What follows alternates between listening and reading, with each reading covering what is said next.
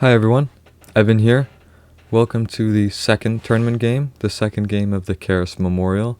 I just came off of my first round game where I was able to escape with a draw in a -4, -5 position as white for my first tournament game. So I was feeling okay. I was talking with Murray before the game, my opponent, and he lost his first game, so I was technically paired with someone who may be worse than I was.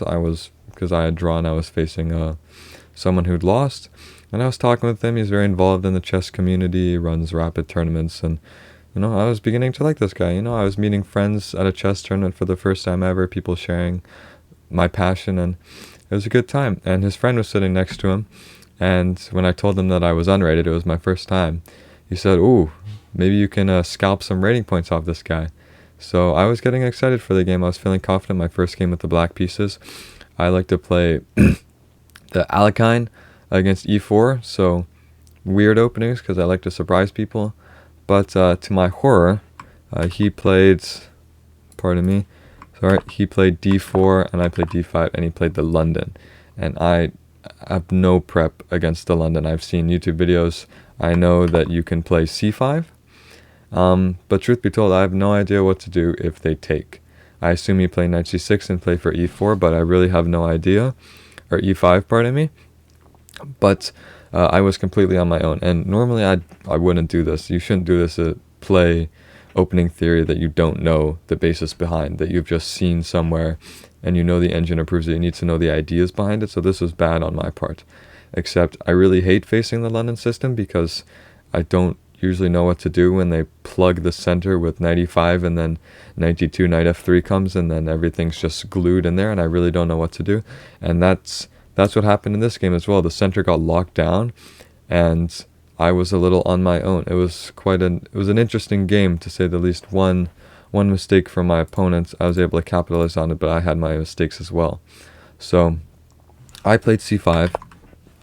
Excuse me, he played e3, normal move. And now I play queen b6 against this. I've studied some of the theory with that, but at this point I knew that knight f6 was completely fine and normal, so I played that. Again, not really knowing the ideas behind it, just playing it because I knew it was normal, which is not good.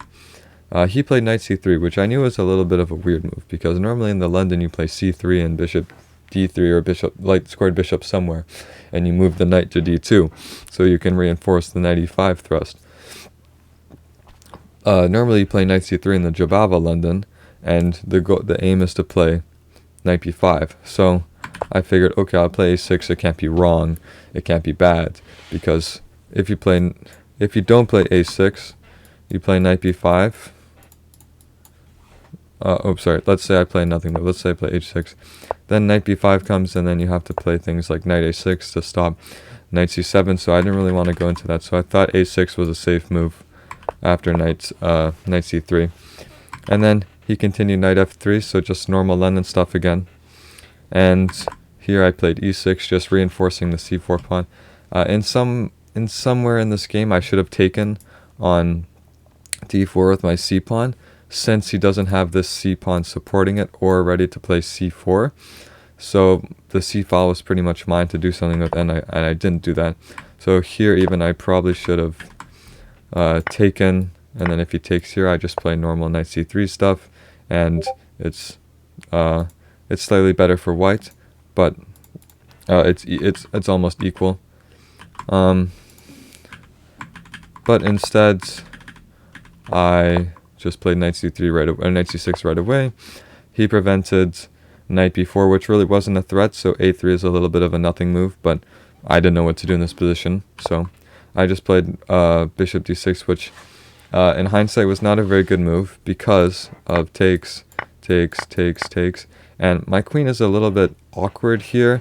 Right now the knight's undefended, so you cannot play b4, but it's very easily attacked with things like knight a4, or like I said, b4, which then gets ready for c4 once my queen drops back. So after I played bishop d6, I started getting a little worried, and he did take, but then, the devil on my shoulder started thinking, okay, maybe I don't have to play queen takes back right away. Maybe I can play pawn takes d4, and everything looked fine. And luckily my opponent just took back and we had a normal position. But what I missed was knight takes on d5, a desperado. And if knight recaptures, then he just saves the bishop and drops it back. And my pawn structure is not very good, because what I'd like to do here is maybe play for e4, but he has it sufficiently covered right now with the knight and bishop, and I only have the knight supporting it. So I would probably play something like takes, takes, and then take back here, and the engine gives queen d2. And then if I drop the knight back here, it's a normal game. If I drop it back here, I run into c4, and then I have to drop the knight here, and basically he just has a flood of pieces coming at me, and I'm underdeveloped. Even though I'm up a pawn, and my pawn structure is good, but the engine still prefers this position for white. I'm not really sure if I would go for this, because you do give up a pawn with seemingly, not too much counterplay, but we're on a lower level than the engine, so I don't think my opponent would have gone for this either. I don't think he saw it either, but we both missed the possibility of knight d5, which leads to an interesting position. Instead, we get a rather boring position. We trade the dark-squared bishops. His light-squared bishop is a very good piece. Mine is locked in jail. I have all my pawns on light squares surrounding it, so he definitely gets the better trade in this situation. We both castle just normally. I don't really want to castle queenside, because he just moves his knight maybe to e2, plays c4, b4, b5, and breaks open everything, and I really don't have a chance to defend. So castling kingside is okay right now, because the typical London attack, you have your knight on e2 or d2. You have c3 push, and you put the queen here, and you create this battery on the diagonal, try to dislodge this knight, and maybe play h4, h5, h6. But with the knight and pawn still blocking each other here, I'm safe for the time being. Although I do make a real mess of it later. So he plays rook e1, which is normal. And I play b5, just trying to get space, maybe move my bishop to b7. He plays h3, which, again, these two a3, h3 pushes, I don't think were that useful, because my bishop is certainly not going here, unless I can get an e5, which I should have been playing for instead of wasting time with b5. But my knight is not going there either, so I think there was better uses of his time. But I played rook e8, trying to play e5. He plays queen e2 here, which plays against e5 because he's defending it. So, pardon me. And then here I play bishop d7, which was not a great move, because it just invites his next move, or his move in a few seconds, which is knight e5, and completely clocks the center, which is what I was talking about with this London move to knight e5. And I should mention, knight e2 is also a fine move, getting it out of the way and finally playing that c3 move. So he has a very good London setup. He has lots of lines open to my king here. Meanwhile, all my pieces are stuck in the center right here. My bishop is stuck behind my pawns. My knight really has nowhere to go. It's completely restricted. And my rooks are stacked on a file that is blocked by one piece. Oh, pardon me. So his position is definitely a lot better here. The engine gives +1 already. I drop my bishop back, admitting that bishop d7 was a bad move. It should have gone to b7 in the first place. And then he tries to trade off my knight here, which is a very good move, a knight b4, because this knight is putting pressure on the center here. And his knight was really not doing much here. So by trading this knight, he not only gets the open a file, but he also gets rid of my knight that was supporting the center. Meanwhile, this knight is not doing very much. It's staring at an open square here, which is covered by the bishop, and it does serve the purpose of dropping back, which I do right now, but this doesn't achieve too much, because if I take on e5, he just takes back with the d-pawn. My queen has to move. Okay, well, not in this situation, because he's threatening checkmate. But yes, if I take on e5, he takes back, my queen moves. He just has all this space here, and all my pieces are locked on the queen side. Meanwhile, the king side is completely open. So he plays there. I played g6, just preventing. He dropped back. Now g6 isn't the worst concession to make, because there aren't any dark squared bishops on the board, so the dark squared weaknesses around my king are decently safe for the time being, especially since I Oh, pardon me, I flipped the board. Especially because he trades off these knights. So the dark squares are still safe, but I completely missed his next move, which is queen f6 here. And I'm paralyzed right now. I really don't have any move. Thankfully, he is also slow to get the attack rolling because his pieces aren't in optimum places yet, but he has a complete bind on my position right now. I mean, look at my rooks. This one can go up and down, that's it, and this one can go back and forth, and they're not even stacked. So I tried to start untangling with bishop b7. He further blockaded the position with rook e5, which doesn't do too much. It's more of a move that just goes to show you how bad my position really is at the moment. So I figured I really have to start untangling. So I swung my rook away from f8, which is a bad move, but it did serve the purpose of getting my queen to e7 to try to trade queens, because if I do, then I can maybe play f6, dislodge the rook, and then play for e5. But he smartly just dropped back, and I don't want to take on h4. It would really open things up, because if I take, then there's ideas of going rook e3 and then rook here back, and then maybe stacking the queen and the light squared bishop on this diagonal, which is really undefended right now. So instead, I played f6, trying to dislodge the rook, but he plays rook e3 anyways, with the same idea of trying to swing around. And here I played e5, trying to break out. So I'm finally getting some more space, but the engine still gives +3 for white, which really goes to show you how bad my position is right now. He played queen h6, which completely throws away his advantage. He had to play queen g3 here, because I still cannot play something like e4 because he can take, and if I take here, well, obviously I hang my queen, but he's also threatening all these discover checks, and if I move my king, then I'm just stuck along these files, and I really have nowhere to get to safety. So he played queen h6, and I completely missed the fact that queen g7 gives a completely equal game. Materials equal. I'm going to have a nice center pawn, or at least a nice center.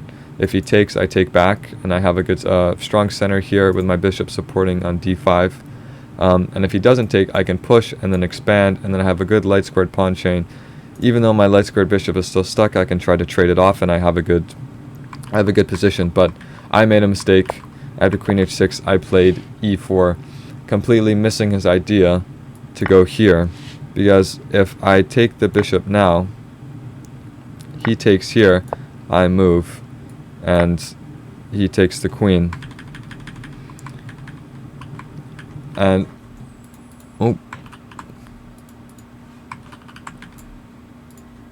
sorry, I clicked the wrong button.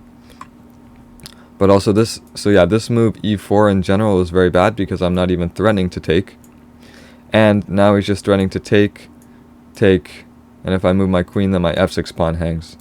So not really any direct threats, but I decided to give up a pawn. He took, I blocked, and we traded queens. So the position is quite bad. It's only +2, but I'm down an entire pawn, and he can very easily mobilize his forces on the king side. My king is wide open. Oh, I'm sorry, I still have the engine on. But he played rook g3, which is a good move. He forced my king here. He played bishop d7, threatening the skewer on h5. I defended that by moving my rook to h8, which is what I wanted to do anyways.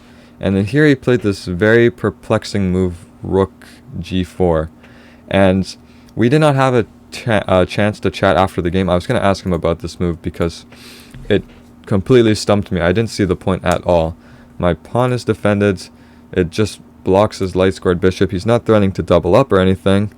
And perhaps he's wants to go here, but this doesn't really threaten anything either. Maybe g4, g5, but I have enough time to stop that with rook a g8.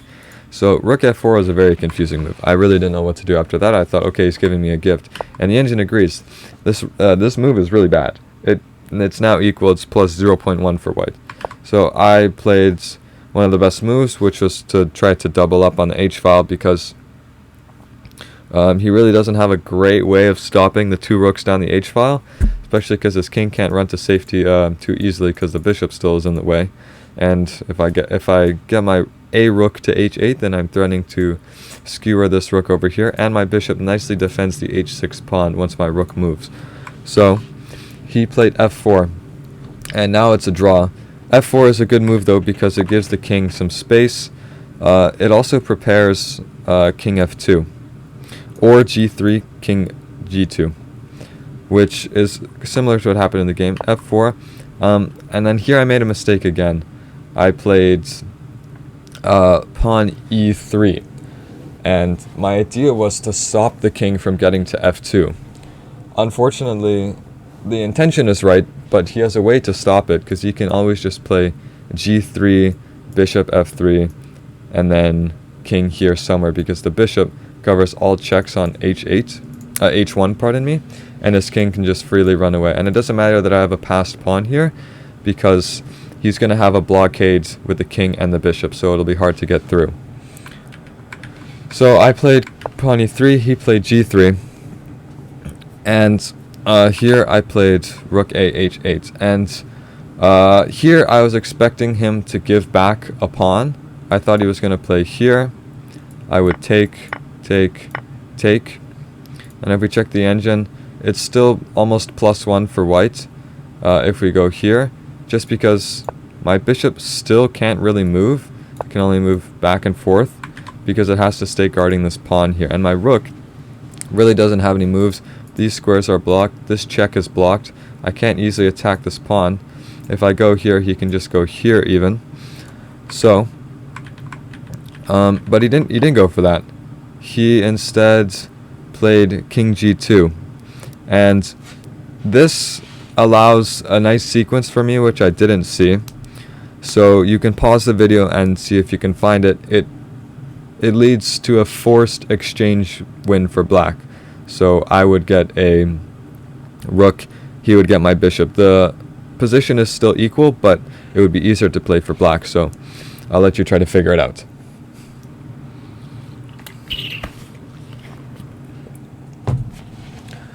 Okay, so the engine may have given it away the first move, which is rook to h2, but you also need to see the follow-up.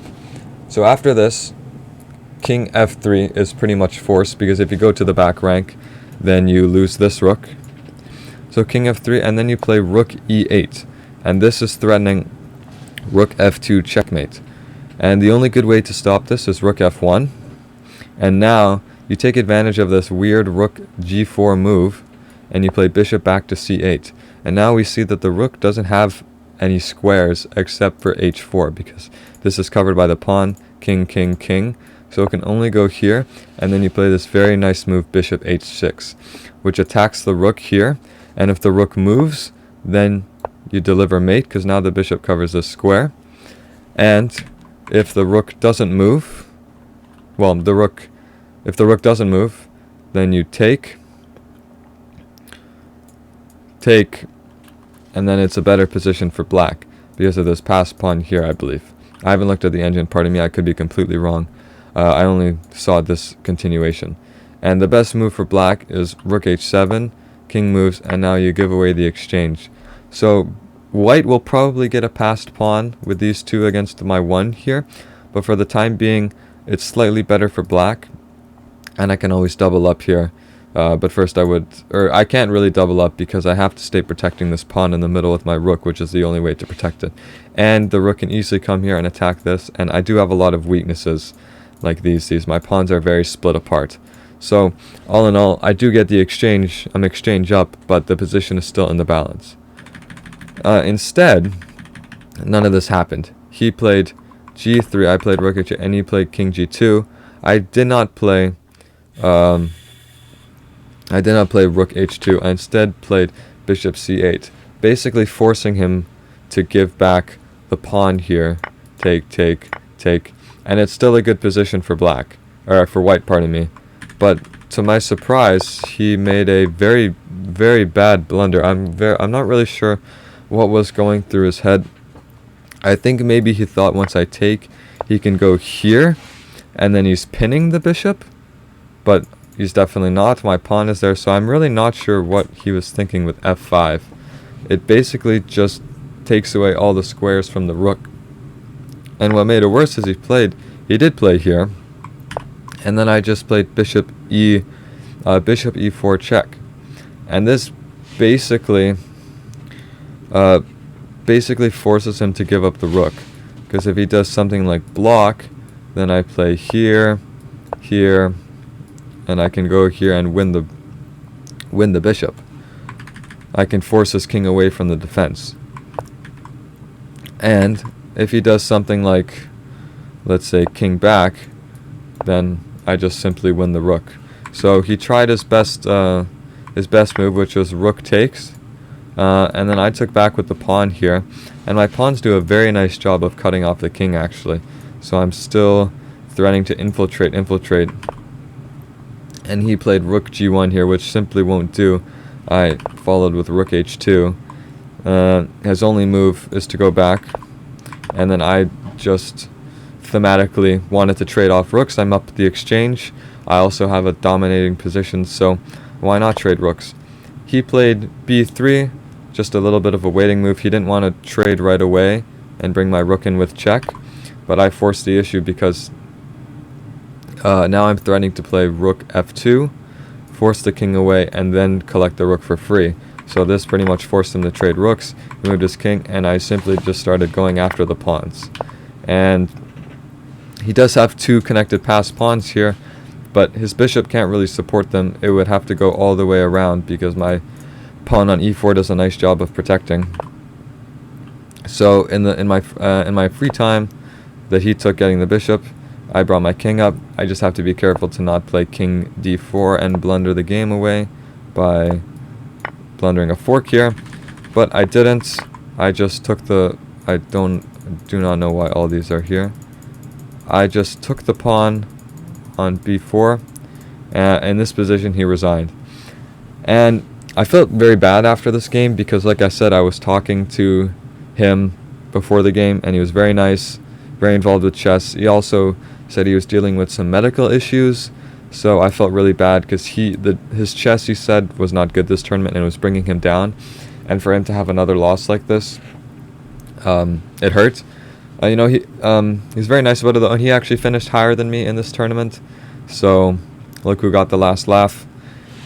But this was my first tournament win, so I was feeling very happy about this mixture of happiness and sadness. And this was the last round of the day, and after this I bussed home. I enjoyed my dinner and I went to bed and got ready for the next tournament day, which was a great day. The next two games were two of my favorite games for two very different reasons, which you will see. But yes, until next time, and I'll see you for rounds 3 and 4.